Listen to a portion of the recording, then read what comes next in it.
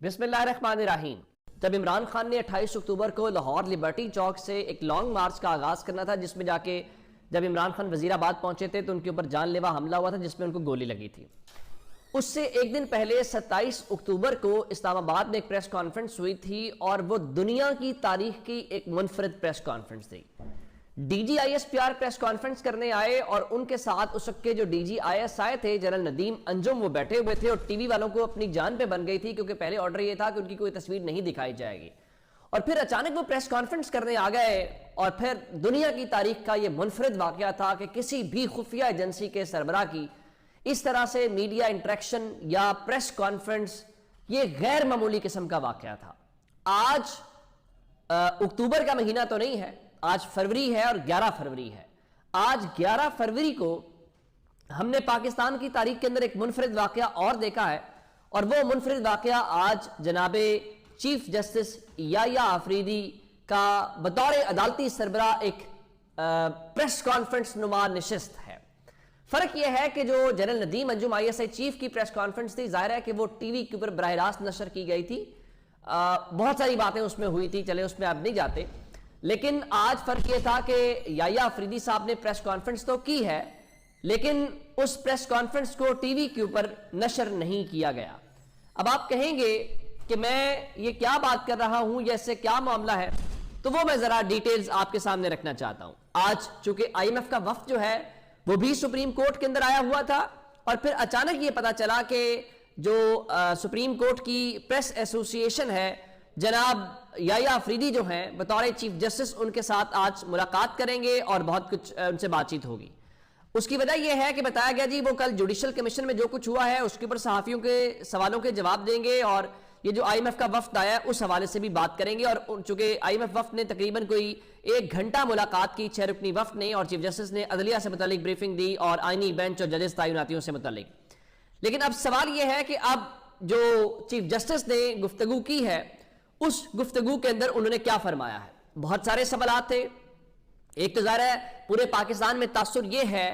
کہ جناب یہ کوٹ پیکنگ ہو رہی ہے، تو آج صحافیوں نے سوال یہ کیا اسٹیبلشمنٹ کا کوٹ پیکنگ میں کتنا رول ہے؟ تو جناب یحییٰ آفریدی نے فرمایا کہ وہ آپ نے کل خود دیکھ لیا۔ اب مجھے نہیں معلوم کہ وہ کس بارے میں یہ باتیں کر رہے تھے، اور اس حوالے سے پھر جو خط لکھنے والے ججز ہیں، چاہے وہ سپریم کورٹ کے تھے یا اسلام آباد ہائی کورٹ کے، تو انہوں نے فرمایا جی خط لکھنے والے ججز کو انتظار کرنا چاہیے تھا، ہمیں چیزوں کو مکس نہیں حل کرنا ہے، ہمیں سسٹم پر اعتبار کرنا ہوگا۔ اب ظاہر ہے یحییٰ آفریدی صاحب اس وقت بڑے منصب کے اوپر ہیں، وہ تو یہ کہیں گے کہ جناب دیکھیے سسٹم کے اوپر، کیونکہ سسٹم کی بدولت وہ تو چیف جسٹس بن گئے ہیں، وہ تو کہیں گے سسٹم کے اوپر اعتبار کریں، لیکن جو کچھ سسٹم میں ہو رہا ہے پاکستان کا عام شخص اعتبار کرنے کو تیار نہیں ہے، تو جج صاحبان کیا کریں گے؟ پھر جناب یحییٰ آفریدی نے کل ججز کے حوالے سے کہا کہ میں نے ان کو کہا تھا کہ کچھ دیر جو ہے وہ رک جائیں، تو وہ نہیں رکے، تو انہوں نے جی خط لکھنے والے ججز کی وجہ سے ایک اہل جج سپریم کورٹ کا حصہ بننے سے رہ گیا۔ نہیں جناب،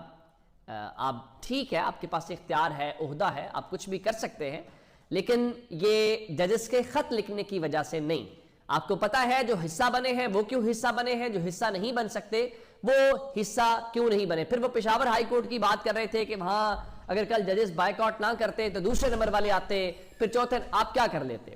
کل 4 لوگوں نے کیا ہے، آپ 5واں ووٹ دے دیتے، اس کے باوجود بھی 8 لوگ دوسری طرف ہوتے، تو یہ آپ کے بس کی بات نہیں ہے۔ پھر انہوں نے کچھ اور باتیں فرمائی، اور انہوں نے جسٹس میاں گل حسن اورنگزیب کے حوالے سے کہا کہ ان کا کل جب ووٹنگ ہو گئی تو اس کے بعد یہ آئیڈیا آیا، تو وہ ان کو ایکٹنگ جج اس لیے بنایا گیا ہے کہ وہ اسلام آباد ہائی کورٹ کے چیف جسٹس کی دوڑ میں شامل نہیں۔ ویسے عجیب بات ہے کہ ایک جانب آپ ان کو یہ کر رہے ہیں اور دوسری جانب کہہ رہے ہیں کہ نہیں وہ ان کو ہونا چاہیے۔ پھر لوگوں نے یہ سوال کیا، صحافیوں نے سوال کیا کہ کیا justice Mohsin Akhtar Kayani chief justice کیوں نہیں بن سکتے؟ تو اس پہ جناب یحییٰ آفریدی کے پاس کوئی جواب اس لحاظ سے نہیں تھا کیوں نہیں بن سکتے، تو انہوں نے فرمایا کہ کیا کوئی چیف جسٹس بن گیا ہے؟ جب ہوگا پھر بات کریں گے۔ یعنی اسی طریقے سے جیسے جناب نے فرمایا تھا کہ سینیورٹی کے اوپر ان کا ایک نقطہ نظر ہے، اور انہوں نے اس معاملے کو ٹیک اپ کر لیا ہے، اور پھر وہ فرمایا، اور ان کے فرمانے کے دوران ہی جو ہے کیا کہتے ہیں کہ وہاں سے سینیورٹی لسٹ آ گئی، اور سب کچھ جو ہے جناب کے حوالے سے ان کے ہاتھ سے جو ہے وہ نکل گیا، اور پھر کچھ بھی نہیں کیا گیا۔ اچھا، اب اس میں ایک خبر سرفراز ڈوگر صاحب جو لاہور ہائی کورٹ سے اسلام آباد ہائی کورٹ گئے ہیں ان کے حوالے سے، چونکہ جیسے صحافی جسٹس محسن اختر کیانی کی بات کر رہے تھے اور یحییٰ افریدی صاحب جو ہیں وہ بات کر رہے تھے گل حسن اورنگزیب صاحب کی، تو یحییٰ افریدی صاحب نے صحافیوں کو بتایا کہ کل میں نے سینیورٹی لسٹ میں ایک مخصوص نام پر اعتراض کیا اور اٹارنی جنرل نے مجھ سے اتفاق کیا، تو پھر وہ فرمانے لگے جی سسٹم پر اعتبار کریں، کل سسٹم بولا ہے۔ اب پتہ نہیں کل سسٹم کہاں پہ بولا ہے، تو ان کا جی تبادلے کو سینیورٹی سے غلط مکس کیا گیا۔ اچھا، پھر انہوں نے ایک اور بات کی جو ججز کے جو خط لکھنے کے حوالے سے ہیں، تو انہوں نے کہا جی ججز جو ہیں وہ پینک کر گئے ہیں، ان کو اعتبار نہیں رہا، آہستہ آہستہ ٹھیک ہو جائیں گے، قصور میرا ہے۔ چیف جسٹس کا فادرلی فگر کا کردار ہوتا ہے، بالکل ٹھیک ہے،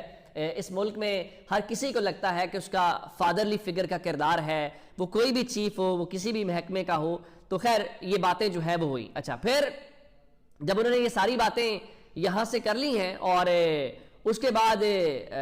جو عمران خان کا خط ہے اس خط کے حوالے سے بھی گفتگو ہوئی ہے، اور انہوں نے کہا جی عمران خان کے خط کا نوٹس لے لیا گیا ہے جو عمران خان نے چیف جسٹس کو لکھا تھا، لیکن خط کا نوٹس لینے کے حوالے سے ایک اور بات انہوں نے کی، ان کا جی عمران خان نے سنجیدہ نوعیت کے سوالات اٹھائے ہیں، انہوں نے نہ صرف مجھے خط لکھا ہے بلکہ اس کے ساتھ مواد بھی فراہم کیا ہے، اور کہا کہ ایک بات جو مجھے اچھی لگی وہ یہ ہے کہ عمران خان صاحب نے خط کے ساتھ ایک USB بھی فراہم کی ہے، لیکن اس کے بعد جو انہوں نے اگلی بات کی تو وہ جس کو کہتے ہیں نا کھو کھاتے ڈالنے والی بات ہے، وہی بات ہے۔ ان کا جی چونکہ سپریم کورٹ جو ہے کہ ان کے جو نکات ہیں جو ایشوز عمران خان نے اٹھائے ہیں وہ سپریم کورٹ کی جورسڈکشن آرٹیکل 184(3) کی آتی ہے، تو ان کا جی اس میں آتی ہے، تو میں نے خط کو کہا کمیٹی پر ریویو کرے اور ایکشن لیں، یعنی دوسرے لفظوں میں انہوں نے کہا ہے کہ یہ خط انہوں نے بھجوا دیا ہے آئینی بینچ کو، تو آئینی بینچ فیصلہ کرے گا۔ اور آئینی بینچ کے متعلق عمران خان کیا کہہ رہے ہیں؟ عمران خان آئینی بینچ کے متعلق کام کر رہے ہیں کہ جو کام قاضی فائز عیسیٰ سے لیا جاتا تھا اب وہ آئینی بینچ سے لیا جا رہا ہے۔ اچھا، پھر چونکہ آئے ہوئے تھے